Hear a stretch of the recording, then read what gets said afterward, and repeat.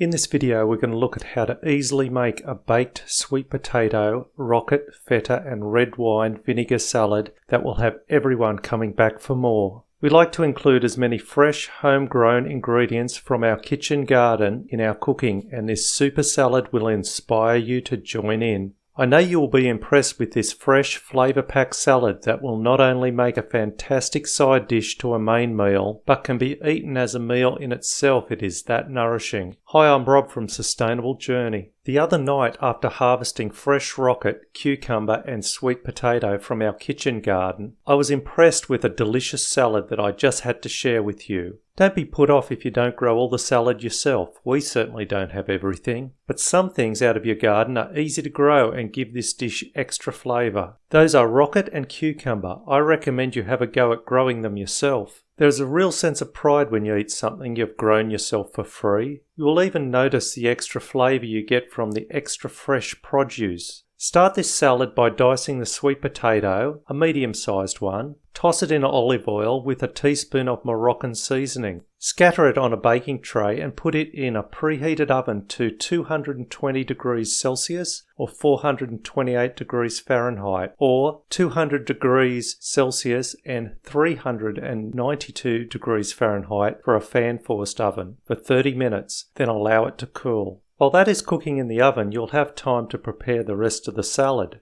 Peel and then cut a cucumber to 1 centimetre cubes or 1/3 of an inch. We are using a Lebanese cucumber. They are a smaller variety with the taste we prefer. We are using them because we grow them ourselves and they are fresh off the vine. However, you can easily substitute in your favourite cucumber or what you have available. You'll need about 400 grams of chickpeas or 14 ounces. You can prepare them any way you wish. However, we have found that chickpeas are quite okay tinned and find they are quite nice after a rinse and filtered water. We then use half a cup of Danish Feta, again because of the taste, but this is another one that can easily be substituted for what you have at hand or your favourite feta. Having said that, I feel you're missing out on not giving the Danish Feta a try.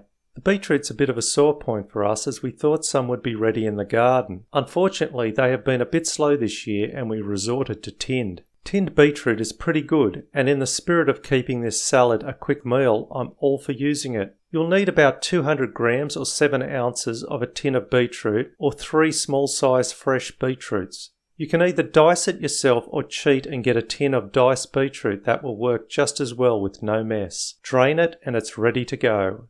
We grow the rocket ourselves, and this crop has an exceptional peppery taste that goes very well with this salad. If you're getting rocket from the shops, get some nice fresh leaves. This will really make your salad. You'll need about 20 leaves, but I'd grab a few more if you really enjoy the extra peppery taste. Toss this lot together with the dressing and it's ready to plate up. Or like us, you can prepare the salad in advance and then drizzle the dressing over the top just before you serve it out. This way the baked sweet potato won't get soggy. The dressing is quick and easy, and add the amount to suit your taste. The amounts quoted last us for about 3 salads. The dressing will keep for 3 months refrigerated. For the dressing, mix 6 tablespoons of olive oil, 2 tablespoons of red wine vinegar, 1 teaspoon of Dijon mustard or any medium mustard, and add the salt and pepper to your taste. A good tip, you can substitute the Moroccan seasoning for salt, pepper, paprika and some chili powder if you don't have the Moroccan seasoning. Give us a thumbs up if you found this helpful. Subscribe and share with friends if you want to see more related content. If you haven't already seen it, check out our other how-to videos for top tips on all things kitchen garden. I hope this helps.